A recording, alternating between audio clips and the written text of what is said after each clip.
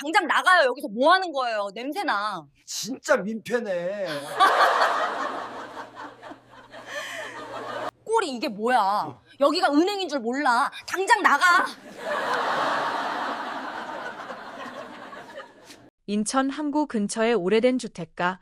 아침 햇살이 희미하게 창문을 비추고 있었다. 최만석 할아버지는 새벽부터 일어나 작은 방 안을 조용히 정리하고 있었다. 그의 방은 작고 소박했다. 오래된 나무 책상 위에는 그의 아내 사진이 액자에 담겨 있고 벽 한쪽에는 손때 묻은 달력이 걸려 있었다. 방 안은 세월의 흔적이 가득했지만 정갈했다.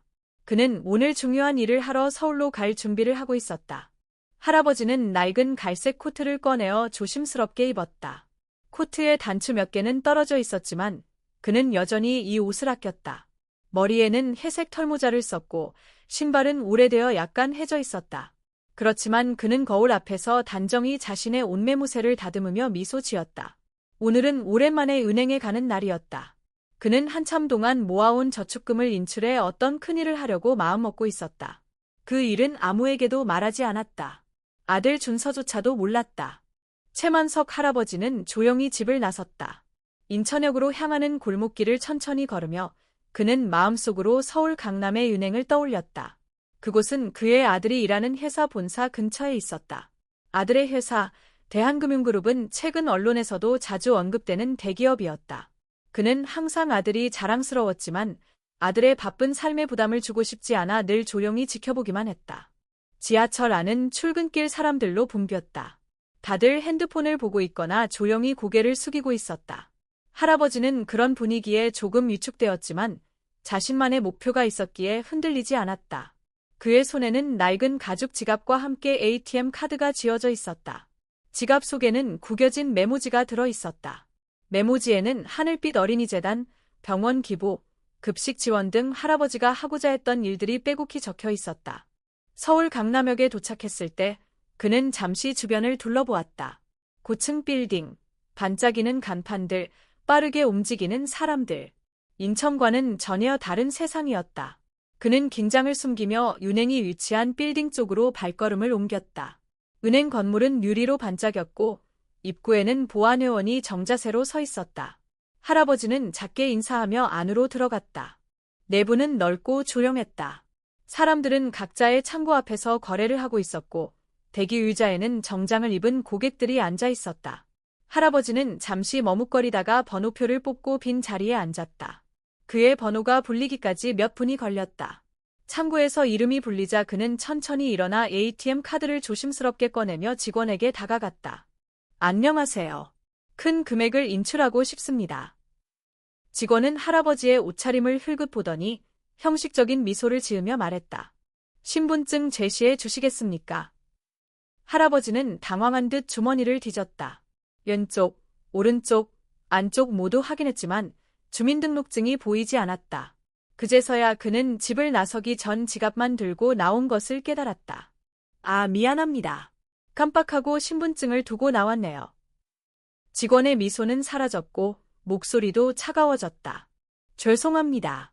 고액 인출은 신분증 없이는 불가능합니다. 다음 분 도와드릴게요. 할아버지는 말문이 막혔다. 뒤에 서 있던 사람들이 그를 흘겨보며 속삭이기 시작했다. 노인이 왜 큰돈을 찾지? 진짜 돈이 있긴 한 건가? 요즘 저런 척하다가 사기치는 사람들 많다잖아. 그 말들이 칼처럼 할아버지의 가슴을 찔렀다. 그는 조용히 창구 옆으로 비켜서며 전화기를 꺼냈다. 준서에게 연락해야겠다는 생각이 들었다. 하지만 그의 오래된 휴대폰은 꺼져 있었다.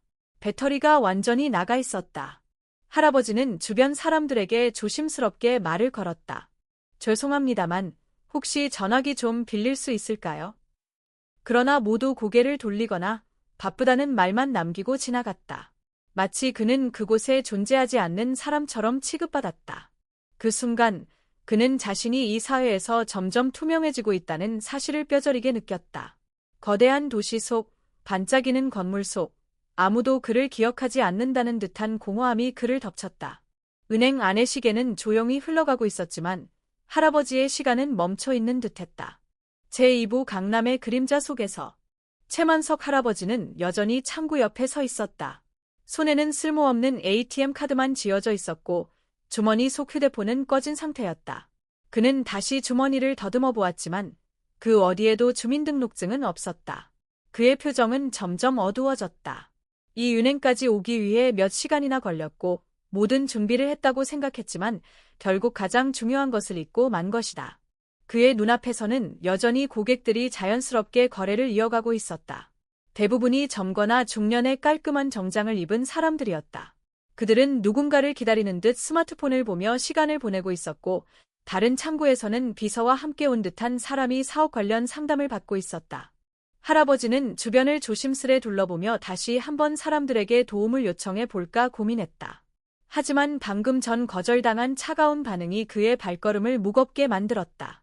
사람들의 시선은 여전히 그에게서 벗어나지 않았다. 어떤 이들은 노골적으로 쳐다보며 수군댔고 어떤 이들은 아예 노인을 무시한 채 거래에 집중했다. 여기서 뭐 하는 거지? 어디선가 들려온 목소리. 한 중년 남성이 낮은 목소리로 옆 사람에게 말했다. 신분증도 없이 큰돈을 찾겠다니. 수상하지 않나? 보니까 옷차림도 그렇고 노숙자인 줄 알았네. 그 말은 아주 작았지만 할아버지의 귀에는 천둥처럼 크게 울렸다. 그는 고개를 숙이고 있었지만 귀는 여전히 그들을 향해 열려 있었다. 그들의 말, 그들의 시선, 그들의 판단은 모두 할아버지를 찢어놓고 있었다. 그때 한 여성 고객이 직원에게 다가가 작게 물었다. 혹시 저분 자꾸 서성거리는데 문제 있는 분 아니에요? 직원은 살짝 인상을 찌푸리며 고개를 끄덕였다. 곧이어 은행 보안요원이 다가왔다. 검정색 제복을 입은 젊은 경비원이었다. 그는 정중한 듯하지만 단호한 목소리로 말했다. 어르신, 죄송하지만 이곳에서 대기하실 수 없습니다. 신분증이 없으시면 거래가 불가능하니 밖에서 기다려주시겠습니까? 할아버지는 눈을 동그랗게 떴다. 이곳까지 오는데 얼마나 용기가 필요했는지를, 얼마나 조심스럽게 준비했는지를 아무도 몰랐다. 그는 억울함에 말문이 막혔다. 제가 조금만 더 기다리면 아들이 올 겁니다. 연락만 되면. 죄송합니다. 다른 고객들의 불편이 생길 수 있어서요. 나가주셔야 합니다. 순간 은행 안은 조용해졌다. 모두가 그 광경을 지켜보고 있었다. 어떤 이들은 조용히 고개를 흔들었고 몇몇 젊은이들은 휴대폰을 꺼내 들었다. 그중 한 명은 영상 촬영 버튼을 눌렀다. 이거 SNS에 올리면 바로 화제되겠는데. 강남은행, 노인을 내쫓다 같은 제목 어때? 농담처럼 던진 말이지만 할아버지의 귓가에선 그 모든 것이 현실처럼 들렸다. 세상이 자신을 밀어내고 있는 듯한 느낌, 존재 자체가 불편함으로 여겨지고 있는 듯한 그 차가운 시선들. 할아버지는 고개를 끄덕이며 조용히 돌아섰다. 보안요원은 길을 비켰고 그는 한 걸음, 또 한 걸음 천천히 걸어 나갔다. 하지만 문턱을 넘기 전 그는 다시 뒤를 돌아보았다. 그곳엔 여전히 분주한 은행, 바쁘게 움직이는 사람들, 그리고 자신을 기억조차 하지 않을 시선들만 남아 있었다. 그는 출입문 옆 한쪽 구석에 조용히 앉았다.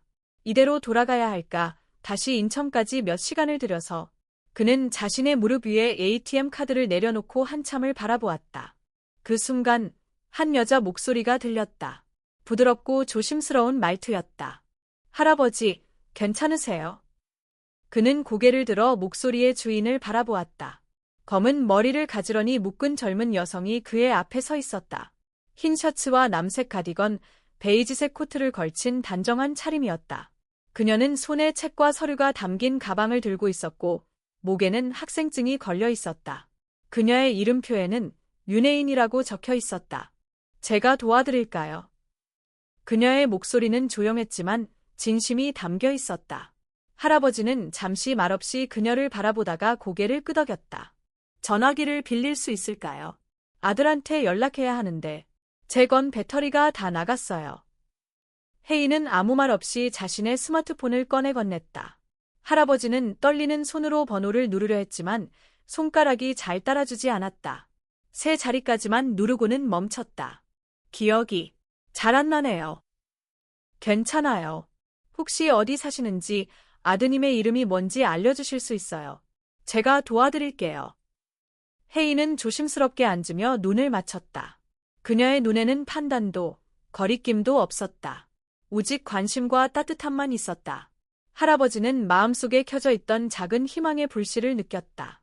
우리 아들 이름은 최준서예요. 아마 이 근처 대한빌딩에서 일하고 있을 겁니다. 혜인은 바로 스마트폰으로 검색을 시작했다. 검색 결과를 본 그녀는 작게 놀란 듯 눈을 동그랗게 떴다. 혹시 대한금융그룹의 최준서 대표님 말씀하시는 건가요? 할아버지는 고개를 끄덕였다. 혜인은 놀라움을 감추지 못했지만 곧 다시 차분하게 전화를 걸기 시작했다. 그녀는 자신감 있는 목소리로 말했다. 안녕하세요. 혹시 최준서 대표님 되시나요? 저는 윤혜인이라고 합니다. 지금 은행에 계신 아버님을 도와드리고 있어요. 그녀의 목소리는 또렷하고 단단했다. 주변 사람들은 다시 한번 고개를 돌렸다. 이제는 상황이 조금씩 달라지고 있었다. 그리고 잠시 후 은행의 공기는 완전히 바뀌게 될 운명에 놓여 있었다. 제3부 침묵과 속삭임 사이. 윤혜인의 목소리는 조용했지만 단호했다. 그녀는 통화를 마치고 휴대폰을 귀에서 내리며 고개를 끄덕였다. 대표님께서 지금 이쪽으로 오신다고 하셨어요. 곧 도착하실 거예요. 최만석 할아버지는 잠시 놀란 듯 그녀를 바라보았다. 정말 올 수 있을까? 많이 바쁜 아이인데. 그의 목소리에는 걱정과 불안이 함께 섞여 있었다. 혜인은 부드럽게 웃으며 고개를 저었다. 전화 받자마자 바로 오신다고 하셨어요. 목소리에서 걱정이 느껴졌어요. 분명히 곧 오실 거예요. 두 사람은 은행 한쪽 벤치에 조용히 앉아 있었다. 주위 사람들의 시선은 여전히 이들을 향해 있었지만 그 분위기는 조금씩 달라지고 있었다. 아까까지만 해도 차가운 눈길을 보내던 사람들 중 일부는 조심스럽게 휴대폰을 내려놓고 그들을 지켜보기만 했다. 혜인의 행동은 어쩌면 단순한 친절일 수 있었지만 그 친절은 이 공간의 공기를 바꾸고 있었다. 그러나 여전히 시끄러운 목소리가 하나 들려왔다. 요즘 세상에 저런 척하다가 사람들 속이는 경우 많아요. 뉴스 못 봤어요? 할머니, 할아버지인 척하면서 접근하는 사기꾼들도 있다니까요. 이 말은 근처에 앉아있던 중년 여성이 크게 말한 것이었다. 그녀는 명품 브랜드의 로고가 선명한 가방을 들고 있었고 손톱은 정성스럽게 관리되어 있었다. 그녀는 혜인을 힐끔 보며 말했다. 학생이면 조심하세요. 착한 게 다는 아니에요. 혜인은 아무 말 없이 그 여인을 바라보다가 조용히 일어섰다. 그녀는 천천히 은행 중앙으로 걸어가서 로비에 울려 퍼질 정도의 목소리로 말했다. 혹시 여기 계신 분들 중 자신의 부모님이 이 상황에 처했다면 이렇게 대하셨을까요? 순간 은행 안이 조용해졌다. 그녀는 말을 이었다. 이 어르신은 단지 신분증을 깜빡하셨을 뿐이에요. 저도 자주 그런 실수해요. 그런데 이렇게까지 무시받아야 하죠. 얘 도움을 구하는 사람이 조롱받아야 하나요? 그녀는 고개를 돌려 아까 그 중년 여인을 바라보았다. 조심해야 할 세상 맞아요. 하지만 우리가 먼저 유심부터 하고 조롱부터 한다면 과연 어떤 변화가 있을까요? 그녀의 말은 정중하면서도 강렬했다. 몇몇 사람은 고개를 떨구었고 은행 직원들조차 아무 말도 하지 못했다. 누군가는 조용히 자신의 자리에서 일어나 자리를 피했다. 그때 자동문이 열리며 한 남성이 은행 안으로 들어섰다. 검정색 맞춤 정장을 입고 단정하게 정리된 머리카락, 냉정하면서도 또렷한 눈빛을 가진 젊은 남자였다. 그는 로비를 빠르게 훑어보다가 벤치에 앉아있는 두 사람을 향해 곧장 걸어갔다. 아버지, 최준서였다. 최만석 할아버지는 천천히 고개를 들었다. 아들의 목소리를 듣자 눈가가 붉어졌다. 그는 미안한 듯 작게 웃었다. 준서야 미안하다. 괜히 바쁜데 불렀구나. 예, 미안하세요, 아버지. 제가 더 죄송하죠. 연락도 자주 못 드리고.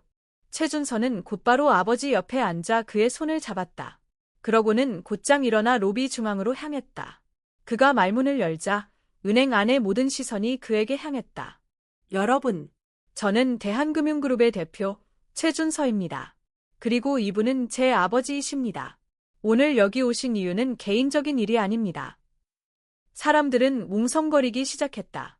누군가는 그를 알아보았고 누군가는 인터넷에서 본 얼굴이라고 속삭였다. 그는 계속해서 말했다. 제 아버지는 수십 년간 조용히 사회를 위해 기부를 해오신 분입니다. 하늘빛 어린이재단, 장애인 복지센터, 재난 피해 복구 기금까지 어느 것도 언론에 공개하지 않으셨습니다. 왜냐하면 자랑이 아니라 책임이라 생각하셨기 때문입니다. 그는 잠시 멈추고 직원들을 바라보았다. 오늘 아버지가 찾으려 했던 금액은 그 재단에 긴급히 필요한 자금이었습니다. 그런데 신분증 하나 없다는 이유로 그리고 외모만으로 판단되어 조롱과 무시를 당했습니다. 한숨 같은 정적이 흘렀다. 신분증보다 중요한 건 사람의 삶과 마음입니다. 아버지는 당신들보다 훨씬 많은 책임과 헌신을 해오신 분이에요. 단지 말이 없고 겉모습이 평범하다는 이유로 그런 취급을 받아야 합니까? 최준서의 목소리는 단호했지만 떨림이 있었다. 그는 말이 끝나자 아버지에게 다가가 등을 살며시 두드렸다. 아버지, 이제 같이 집에 가요. 여긴 충분히 보여주셨으니까요. 사람들은 하나둘 자리에서 일어나 고개를 숙였다. 아까 비난을 하던 중년 여성조차 얼굴을 붉히며 조용히 뒷걸음질 쳤다. 은행 직원들은 굳은 표정으로 고개를 숙였다. 누군가는 눈시울이 붉어졌고 누군가는 자신이 무엇을 놓쳤는지를 뒤늦게 깨닫고 있었다. 벤치에 앉아있던 혜인은 조용히 일어나 두 사람을 향해 미소 지었다. 그녀의 눈빛은 말하지 않아도 모든 것을 이해하고 있다는 듯 따뜻했다. 최만석 할아버지는 그런 혜인을 바라보다가 조용히 말했다. 고맙구나. 오늘 나를 사람으로 대해준 유일한 사람이었어. 혜인은 눈을 피하지 않고 고개를 숙였다. 아니에요, 할아버지. 제가 해야 할 일이었어요. 그 순간 이 은행이라는 작은 공간 안에 존재하던 침묵과 차가움은 서서히 무너지고 있었다. 누군가는 자신의 무관심을 후회했고 누군가는 한 학생의 용기 있는 한마디가 어떤 변화를 만들 수 있는지를 처음으로 체감하고 있었다. 제4부 무너진 오해, 깨어난 세상. 최준서 대표와 최만석 할아버지가 은행을 나서는 순간 혜인은 그 자리에 서서 조용히 그들의 뒷모습을 바라보았다. 은행 로비 안은 이전과는 완전히 달라진 분위기였다. 아까까지만 해도 할아버지를 향해 차가운 시선을 보냈던 사람들은 깊은 침묵 속에 고개를 숙이고 있었다. 직원 중 한 명이 조심스럽게 다가와 작은 목소리로 말했다. 저희가 정말 죄송합니다. 그런 분이신 줄 몰랐습니다. 그러나 이 말은 할아버지를 위로하기에는 너무 늦은 사과였다. 준서 역시 그런 사과를 원하지 않았다. 그는 이미 충분히 보여주었고 말보다도 더 큰 울림을 남겼다. 혜인은 마음 한켠이 뭉클해졌지만 동시에 씁쓸한 감정도 느꼈다. 왜 사람들은 누군가의 배경이나 지위를 알아야만 존중할까? 얘의 겉모습만으로 한 사람을 판단할까? 그날 저녁 SNS에는 한 영상이 빠르게 퍼지기 시작했다. 강남은행에서 쫓겨난 노인, 알고 보니 기부천사라는 자극적인 제목과 함께 누군가가 몰래 촬영한 영상이 올라온 것이다. 영상에는 할아버지가 경비원에게 제지당하고 한 여대생이 나서서 그를 도와주는 장면, 그리고 최준서 대표가 등장해 정중하면서도 단호하게 상황을 바로잡는 모습까지가 담겨 있었다. 댓글은 순식간에 수천 개가 달렸다. 또 겉모습으로 사람을 판단한 사회.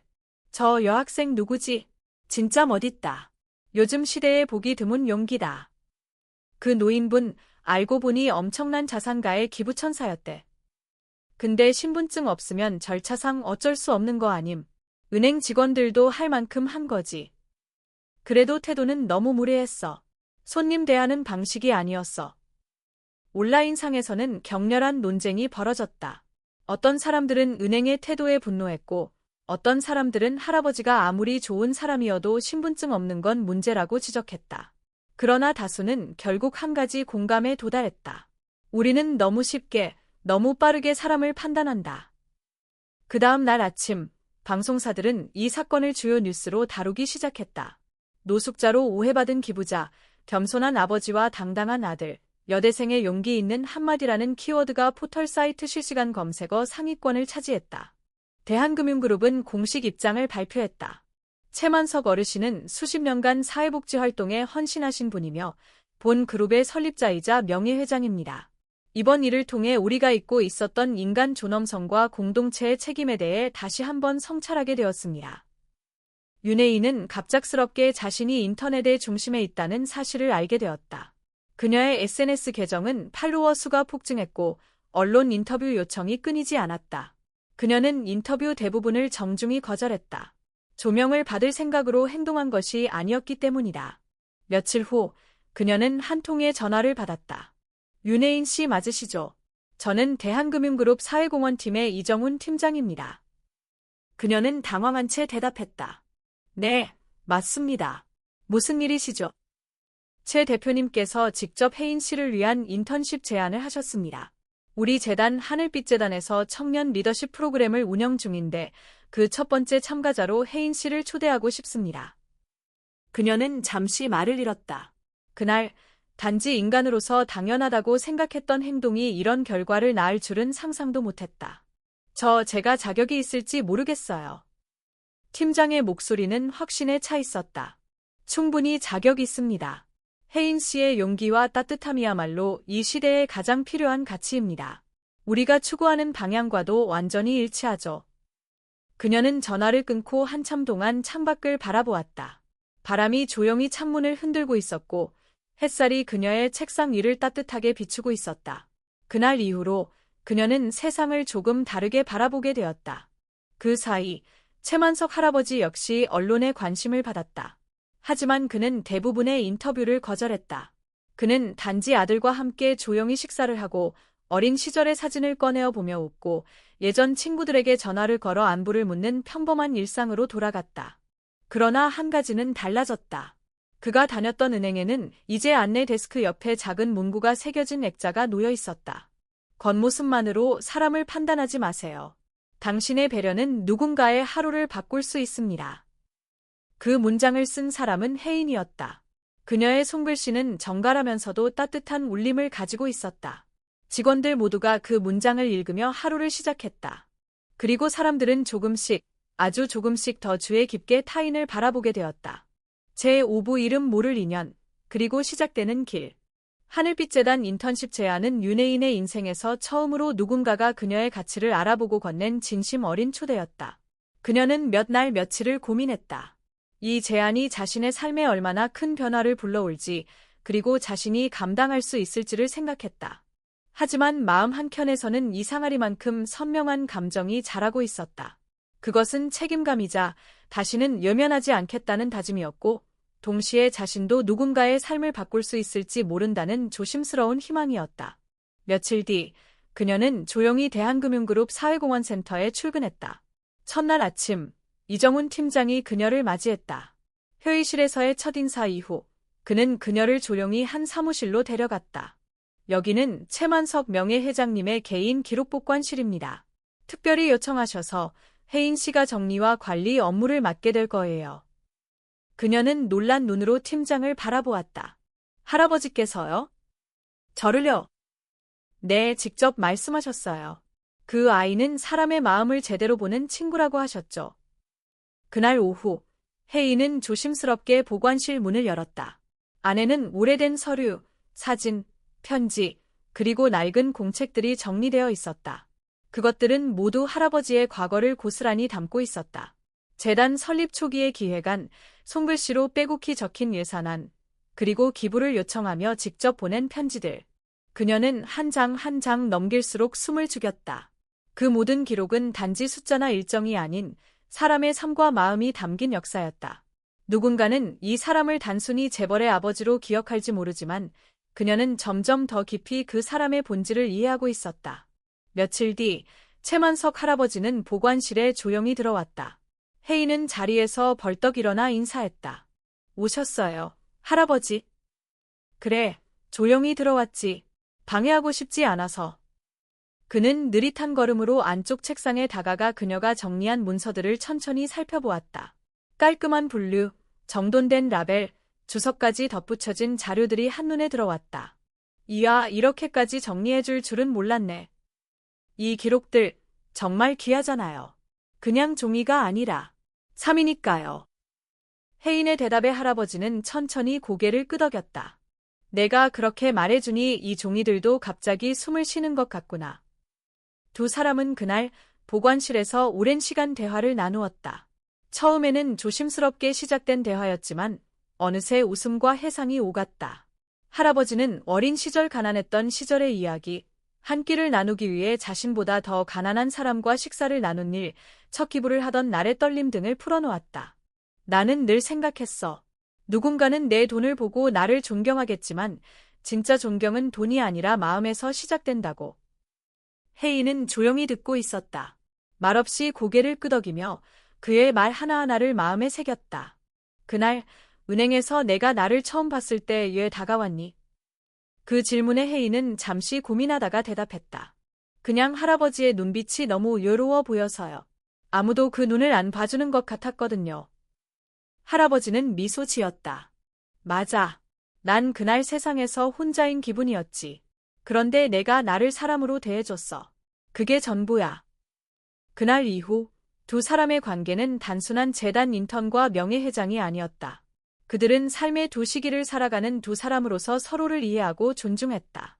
혜인은 할아버지를 통해 나눔이란 단어의 진정한 의미를 배워갔고, 할아버지는 혜인을 통해 세상에 대한 희망을 다시 느꼈다. 그리고 어느 날 할아버지는 한 장의 서류를 꺼내 혜인에게 건넸다. 이건 내 이름으로 새로 시작할 수 있는 작은 프로젝트야. 내가 하고 싶은 일을 계획해봐. 서류에는 소액 기금 운영권과 프로젝트 제안서가 첨부되어 있었다. 혜인은 입을 다물지 못했다. 이건 너무 큰 기회인데요. 기회는 그냥 오는 게 아니야. 내가 만들었잖아. 나도 언젠가 누군가의 손을 잡고 여기까지 왔지. 이제는 내가 너의 손을 잡아줄 차례야. 혜인은 그날 밤 잠들지 못했다. 수많은 가능성과 기대, 그리고 책임이 머릿속을 맴돌았다. 그러나 무엇보다 그녀의 가슴을 뛰게 한 건 자신이 누군가로부터 신뢰를 받았다는 그 사실이었다. 어느새 그녀의 삶은 완전히 다른 방향으로 움직이고 있었다. 작은 친절 하나로 시작된 만남은 이제 누군가의 미래를 바꾸는 힘으로 이어지고 있었다. 제6부 첫걸음의 떨림, 그리고 진짜 세상. 윤혜인은 손에 쥔 서류를 들여다보며 깊은 숨을 내쉬었다. 최만석 할아버지가 건넨 프로젝트 제안서는 그 자체로 하나의 신뢰였고, 동시에 막중한 책임이었다. 서류에는 소외계층 청소년 진로 탐색 프로그램이라는 제목이 적혀 있었고, 하단에는 그녀의 이름이 명시되어 있었다. 이것은 단순한 실습 과제가 아니었다. 그것은 그녀에게 주어진 첫 번째 사회적 약속이었고, 누군가의 삶에 직접 영향을 줄 수 있는 기회였다. 혜인은 그 무게를 잘 알고 있었다. 그래서 더더욱 조심스럽게, 그러나 흔들림 없이 준비를 시작했다. 처음 그녀가 맡은 업무는 서울 외곽의 한 청소년 센터와 협력하여 교육과 멘토링 프로그램을 설계하고 실행하는 것이었다. 대상은 가정 형편이 어렵거나 정서적으로 단절된 청소년들이었다. 그녀는 그들을 위한 커리큘럼을 직접 만들고 각 분야의 멘토들을 섭외하기 위해 수십 통의 전화를 걸었다. 그러나 현실은 이상과 달랐다. 청소년 센터 측에서는 회의적인 반응을 보였고, 일부 멘토 후보는 바쁘다는 이유로 참여를 거절했다. 무엇보다 일부 아이들은 처음 만나는 혜인에게 마음을 열지 않았다. 누구세요? 또 그냥 사진 찍고 가는 거 아니에요. 한 소년이 날카롭게 묻던 말이 혜인의 마음을 아프게 했다. 아이들은 수없이 많은 단체와 사람들이 왔다 가는 것을 지켜봤다. 관심과 지원은 있었지만 진심은 부족했다. 그들은 다 알고 있었다. 그래서 혜인도 처음에는 그저 또 다른 그들 중 하나일 뿐이었다. 그날 밤 혜인은 사무실에 홀로 남아 기획안을 다시 읽었다. 어디서부터 잘못된 걸까? 어떤 부분이 아이들과의 거리를 좁히지 못하게 하는 걸까? 그녀는 눈을 감고 최만석 할아버지가 했던 말을 떠올렸다. 내가 해야 할 일은 마음을 움직이는 거야. 가르치려고만 하지 말고 먼저 들어봐. 다음 날 혜인은 더 이상 프로그램을 설명하거나 계획을 말하지 않았다. 대신 작은 원형 테이블을 하나 가져와 간식을 놓고 아이들과 마주 앉았다. 나도 어릴 때 혼자였어. 부모님 두 분 다 일을 하셔서 집에 아무도 없었거든. 혼자 밥 먹고, 혼자 자고, 혼자 울기도 했어. 아이들은 조용히 그녀를 바라봤다. 그녀는 계속해서 말을 이었다. 그래서 혼자 있는 사람의 마음을 안다고 생각했는데 그게 얼마나 건방진 생각이었는지 알았어. 내가 진짜 모르더라. 그래서 알려줬으면 해. 너희가 어떤 걸 느끼는지, 어떤 생각을 하는지. 잠시 침묵이 흘렀다. 그리고 처음으로 한 소녀가 입을 열었다. 선생님, 진짜 들을 거예요. 그냥 듣는 척하는 거 말고. 혜인은 고개를 끄덕였다. 듣고 싶어. 진짜로. 그날 이후 분위기는 조금씩 바뀌기 시작했다. 아이들은 한 명씩 조금씩 마음을 열기 시작했다. 누군가는 꿈이 없다고 했고, 누군가는 하고 싶은 일이 너무 많다고 했다. 어떤 아이는 집에 돌아가기 싫다고 털어놓았고 또 다른 아이는 아무도 자신을 믿지 않는다고 말했다. 혜인은 그 모든 이야기를 귀 기울여 들었다. 대답하지 않아도 해결하지 못해도 그녀는 늘 그 자리에 앉아 있었다. 그러자 아이들은 점점 그녀를 기다리기 시작했고 누군가는 먼저 찾아와 이야기를 걸었다. 그러던 어느 날 청소년 센터장으로부터 연락이 왔다. 윤 선생님, 아이들이 요즘 활기를 되찾고 있어요. 무슨 마법이라도 부리신 건가요? 혜인은 웃으며 말했다. 아니요. 그냥 잘 듣고 있어요. 그게 전부예요.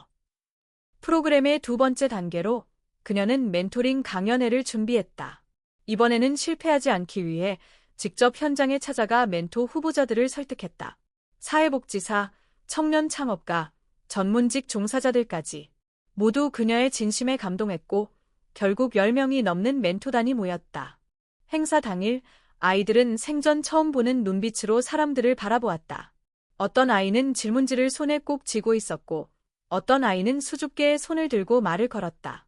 그날 혜인은 무대 뒤에서 조용히 아이들을 바라보며 눈시울을 붉혔다. 그 눈빛 바뀌었어. 그 순간 그녀는 처음으로 자신이 만든 일이 누군가에게 의미가 되었음을 실감했다. 이것이 진짜 사회공헌의 시작이라는 걸 깨달았다. 행사가 끝난 뒤 한 소년이 다가왔다. 선생님, 다음에 또 올 거죠? 혜인은 미소를 지으며 대답했다. 그럼, 약속할게. 그날 밤, 그녀는 보관실을 찾았다. 최만석 할아버지는 조용히 차를 마시고 있었다. 그녀는 문을 열고 조심스럽게 말했다. 할아버지, 첫 번째 프로젝트 성공했어요. 할아버지는 고개를 들고 미소 지었다. 그래, 사람의 마음을 얻었구나. 혜인은 고개를 끄덕였다.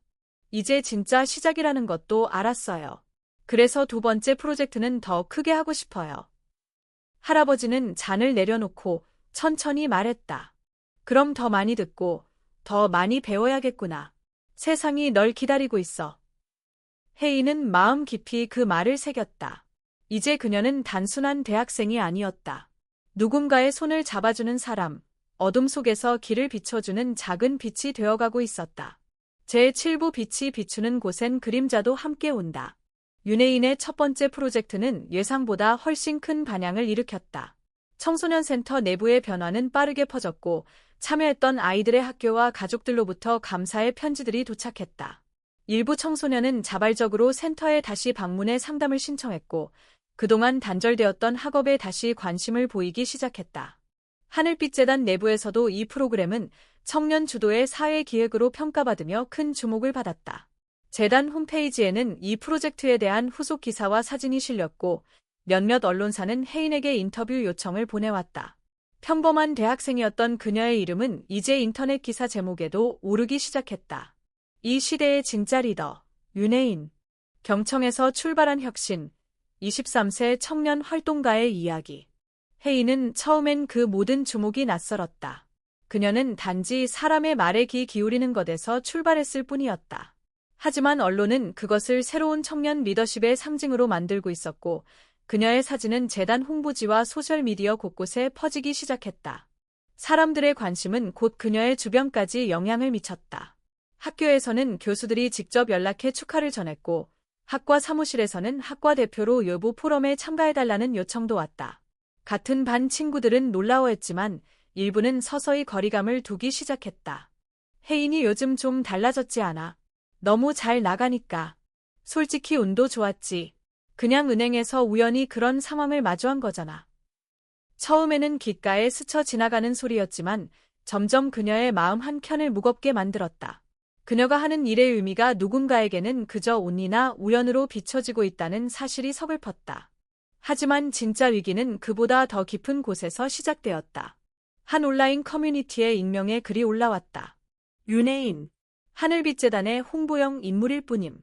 진짜로 그 애가 혼자서 다 기획했다고 믿는 사람 있어. 이 글은 빠르게 공유되었고 댓글에는 혜인을 향한 의심과 비난이 섞인 말들이 이어졌다. 이제 겨우 대학생인데 무슨 사회기획이야. 누군가 다 해놓은 거 이름만 올린 거겠지. 요즘은 착한 척만 잘해도 스타 되네. 이런 반응들은 그녀의 정신을 조금씩 흔들기 시작했다.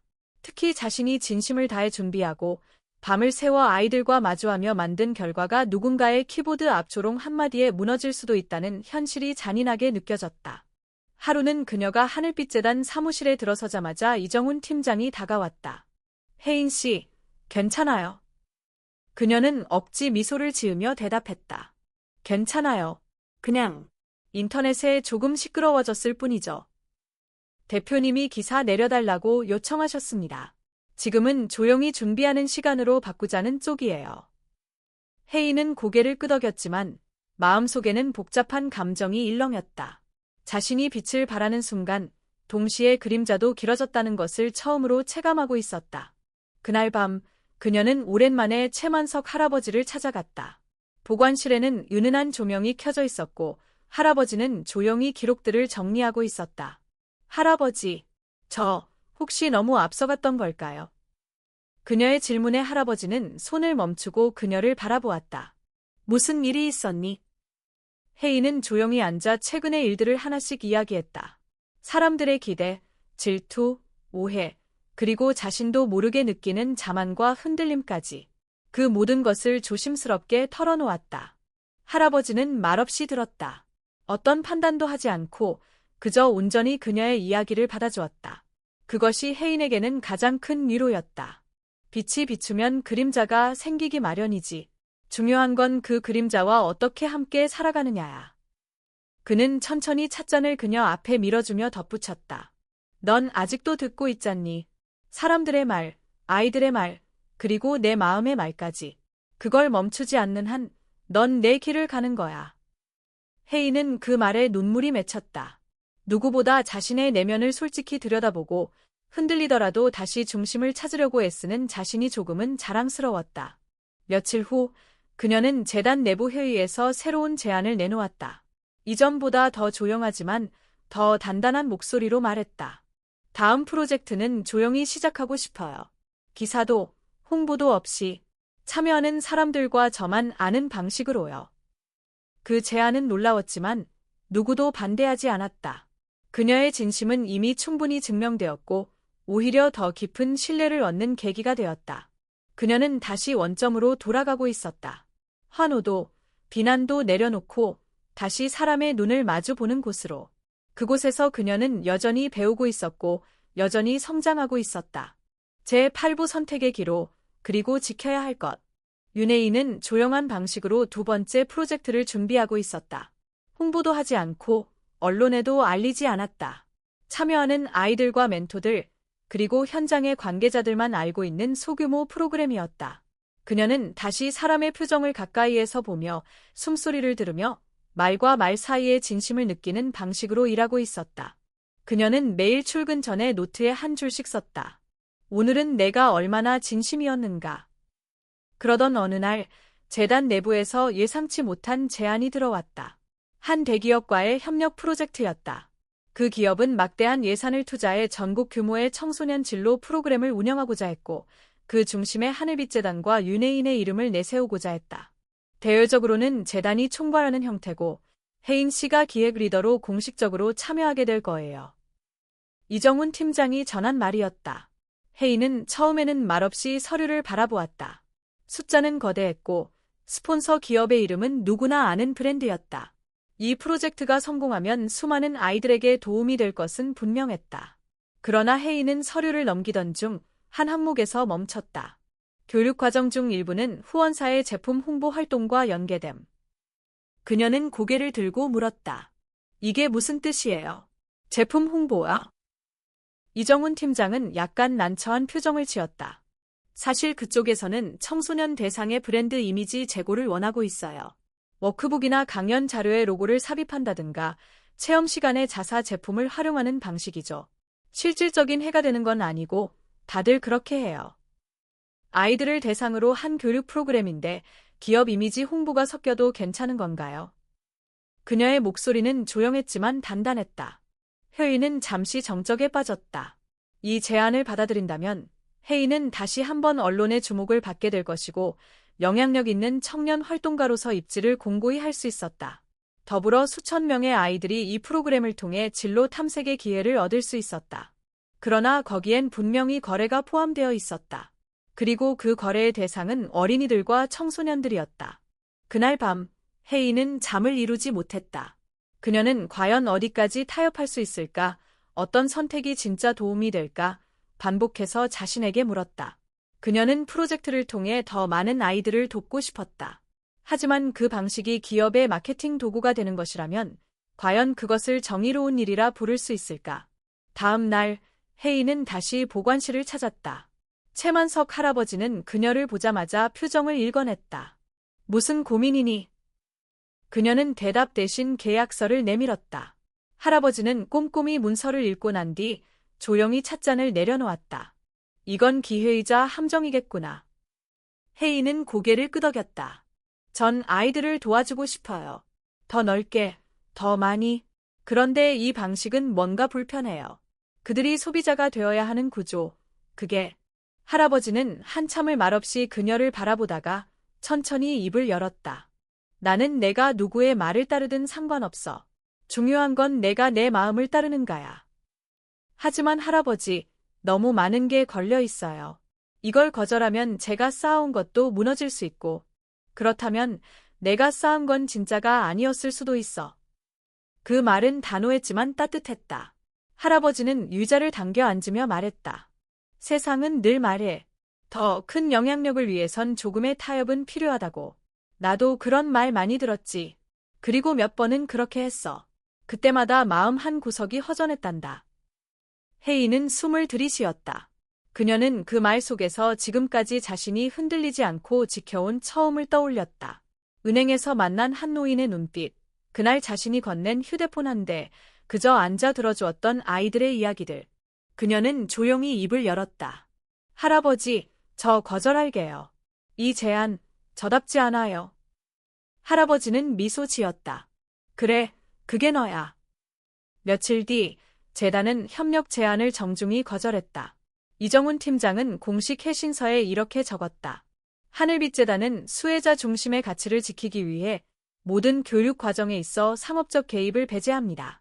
이것이 우리가 존재하는 이유이며 앞으로도 지켜야 할 원칙입니다. 그 결정은 일부 내부에서 조심스러운 반응을 불러일으켰지만 혜인은 후회하지 않았다. 그리고 놀랍게도 그 결정을 지지하는 목소리가 외부에서 먼저 들려왔다. 몇몇 사회단체와 교육 전문가들이 그녀의 결단에 박수를 보냈고 언론은 다시 한번 그녀의 이름을 언급했다.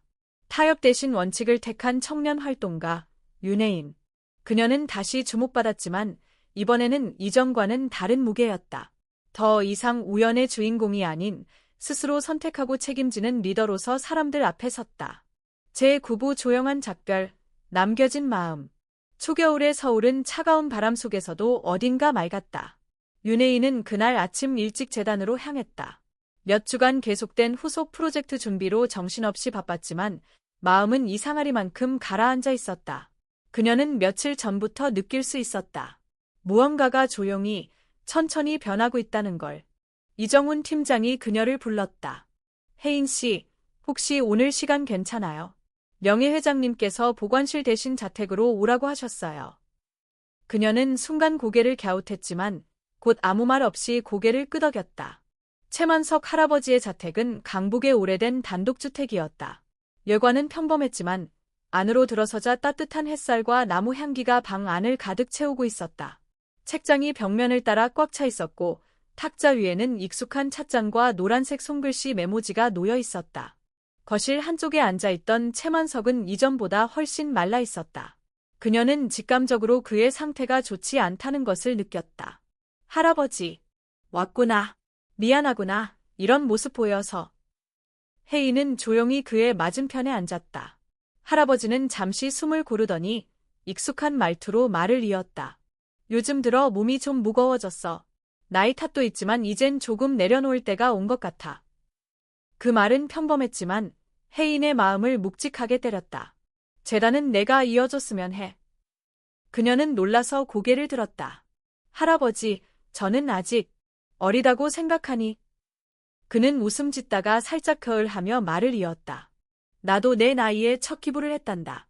가진 건 없었지만 마음 하나로 시작했지. 지금의 넌 그때의 나보다 훨씬 단단하고 똑똑해. 그는 탁자 아래 서랍에서 오래된 수첩 하나를 꺼냈다. 가죽 커버가 달아 있었고 모서리는 너덜너덜했다. 이건 내가 평생 적어온 일기 같은 거야. 사업 이야기보단 사람 이야기지. 실패했던 순간, 누군가의 손을 놓쳤던 기억, 다시 용기 냈던 날들. 혜인은 조심스럽게 수첩을 받아들었다. 그 안에는 낡고 번진 글씨로 누군가의 진심이 빼곡히 적혀 있었다. 그는 잠시 눈을 감고 말했다. 이건 너에게 주는 유산이야. 돈도 권리도 아니야. 단지 내가 살아온 흔적. 그리고 너라면 이 흔적을 이어갈 자격이 있어. 혜인은 말없이 수첩을 품에 안았다. 눈가가 붉어졌지만 눈물은 흘리지 않았다. 그는 그런 혜인을 보며 마지막으로 웃음을 지었다. 언젠가 세상이 너를 흔들겠지. 하지만 잊지 마, 진심은 결코 작지 않아. 그날 이후 할아버지는 외부 활동을 모두 중단했다. 재단 운영은 공식적으로 윤혜인 중심으로 재정비되었고 그녀는 이제 더 이상 인턴도 청년 활동가도 아닌 운영 책임자로 불렸다. 그녀는 변한 직책보다 더 무겁게 느껴지는 것을 알고 있었다. 그것은 바로 누군가의 믿음이었다. 사람들의 신뢰, 그리고 무엇보다 할아버지가 남긴 진심의 무게. 그녀는 매일 출근 전 할아버지의 수첩을 한 장씩 읽었다. 그 속에는 이런 문장들이 있었다. 진짜 도움은 누군가에게 너는 혼자가 아니야라고 말해주는 것이다. 세상은 시끄럽다. 그래서 더 조용한 말이 멀리 퍼진다. 때때로 가장 큰 변화를 만든 건 가장 작고 조용한 선택이었다. 그 문장들은 마치 시간 속에서 건네는 편지 같았다. 혜인은 그 글을 따라가며 자신이 어디로 가야 할지를 하나씩 정리해 나갔다. 하루는 그녀가 강의 준비를 위해 외부 행사에 나갔을 때 한 소년이 다가왔다. 그는 다소 수줍은 얼굴로 명함을 꺼냈다. 저 예전에 선생님 프로그램에 참가했던 진혁이에요. 지금은 고등학생이 됐고 진로 멘토링 덕분에 사회복지 공부 시작했어요. 혜인은 놀라 눈을 동그랗게 떴다. 진혁이구나, 내가 여기에 있다니. 소년은 머리를 극적이며 웃었다. 제가 언젠가 꼭 다시 선생님 찾아가서 말하고 싶었어요. 저 덕분에 제 인생이 바뀌었다고. 혜인은 그 말을 듣고 한참을 아무 말도 하지 못했다. 눈물이 차오르려는 걸 참고 웃으며 대답했다. 나도 내 덕분에 아직도 이 길을 걷고 있어. 그날 밤 혜인은 집에 돌아와 다시 수첩을 꺼냈다. 그리고 한 줄을 적었다. 그의 유산은 기록 속에만 남지 않았다. 오늘 누군가의 웃음 속에서 다시 피어났다.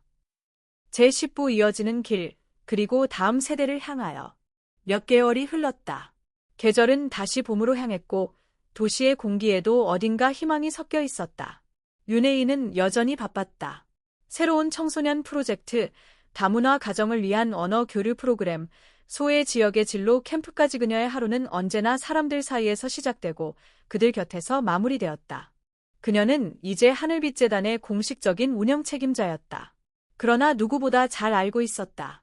이 자리의 무게는 직책이 아닌 신뢰로부터 오는 것이라는 사실을. 어느 날 재단 내부 회의가 끝난 후 이정훈 팀장이 조용히 다가왔다. 혜인 씨, 소식 들으셨어요? 혜인은 고개를 돌렸다. 무슨 소식이요? 팀장은 망설이다가 말했다. 명예회장님께서 오늘 새벽에 조용히 돌아가셨대요. 가족분들 외엔 누구에게도 알리지 말라고 하셨다네요. 그 순간 혜인은 아무 말도 하지 못했다. 심장이 조용히 내려앉는 느낌이었다. 익숙한 따뜻한 목소리, 느릿한 걸음, 그리고 한 장의 수첩, 모든 것이 파도처럼 떠올랐다. 그녀는 자리에서 조용히 일어났다. 그날 저녁, 그녀는 할아버지의 자택 앞에서 홀로 섰다. 작은 정원, 낮은 대문, 그리고 여전히 고요한 그 집. 그녀는 차가운 공기 속에서도 그 집이 여전히 따뜻하다고 느꼈다. 문이 열리자 할아버지의 아들인 최준서 대표가 조용히 인사했다. 혜인 씨 오셨군요. 아버지께서 꼭 전해달라고 하셨어요. 그는 작은 상자를 내밀었다. 오래된 나무 상자였다. 혜인이가 스스로 답을 찾았을 때 열어보게 하라고 하셨어요. 무슨 뜻인지 정확히는 모르겠지만 혜인은 상자를 품에 안고 돌아왔다. 그날 밤 책상 앞에서 조심스럽게 뚜껑을 열었다. 그 안에는 두 가지가 들어있었다. 하나는 할아버지가 직접 쓴 편지, 다른 하나는 낡은 시계였다. 그녀는 편지를 펼쳤다. 혜인아, 지금 내가 이 편지를 읽고 있다면 분명 어떤 선택을 끝낸 순간일 거다. 그래서 이건 격려가 아니라 부탁이다. 사람은 누군가의 인생을 바꿀 수 있는 존재야. 하지만 그 시작은 언제나 마음이란다. 내가 선택한 길은 옳았고 앞으로도 그렇게 걸어가길 바란다. 그리고 이 시계는 내가 처음 사업을 시작할 때 길거리 벼룩시장에서 산 거야. 늘 시간에 쫓기며 살았고 늘 조금만 더 빨리를 외쳤지. 그런데 말이지, 이제 와서 생각해보면 가장 중요한 건 얼마나 빨리가 아니라 어디로 가고 있느냐였어. 이 시계는 항상 7시 15분에 멈춰 있다. 내 인생에서 가장 중요한 선택을 했던 시간이야. 너도 언젠가 그런 순간을 맞이하게 될 거다. 그땐 망설이지 말고 내 마음을 따라가렴. 고맙다, 혜인아. 너를 만난 건 내 삶의 마지막 선물이었단다. 혜인은 시계를 조심스럽게 꺼내 들었다. 작은 바늘은 확실히 7시 15분을 가리키고 있었다. 그녀는 시계를 품에 안고 조용히 눈을 감았다. 그리고 그 밤, 그녀는 한없이 울었다. 슬퍼서가 아니라 감사해서, 사랑받았다는 확신이 남긴 잔잔한 울음이었다. 며칠 뒤 하늘빛재단에서는 최만석 명예회장을 위한 비공식 추모 전시가 조용히 열렸다. 혜인은 그 준비를 혼자 도맡았다. 그의 수첩 일부를 공개하고 오래된 기부 영수증, 손글씨 편지, 그리고 마지막으로 그 시계까지. 전시장은 작지만 깊은 울림으로 가득 찼다. 그리고 마지막 벽면에 혜인은 한 문장을 적어 붙였다. 진심은 언젠가 반드시 누군가의 삶을 바꾼다. 시간이 흘렀다. 혜인은 이제 가끔 강연도 다녔고 학생들에게 멘토링도 하고 있었다. 그러나 가장 자주 가는 곳은 여전히 현장이었다. 말수가 적은 아이들의 눈빛을 읽고 다문화 가정의 어머니들의 손을 꼭 잡고 청년 멘토들과 함께 밤늦도록 방향을 토론했다. 그녀는 여전히 처음의 마음으로 살아가고 있었다. 하루는 한 초등학교에서 강연을 마치고 나오려던 순간 한 꼬마 아이가 달려와 그녀에게 물었다. 선생님은 왜 이런 일 하세요? 혜인은 잠시 망설이다가 웃으며 대답했다. 누군가가 나한테 해줬던 걸 나도 누군가에게 해주고 싶어서. 아이는 고개를 끄덕이며 말했다. 그럼 나도 나중에 그렇게 할래요. 혜인은 아이의 말에 웃음을 지으며 다시 걸었다. 손에는 여전히 그 시계가 들려 있었다. 7시 15분을 가리키는 멈춘 바늘은 그녀에게는 결코 멈춘 시간이 아니었다. 오히려 지금 이 순간도, 앞으로 다가올 수많은 선택의 순간에도 그녀를 가장 자신답게 만들어주는 지침이었다. 그리고 그렇게 또 하나의 봄이 왔다. 끝.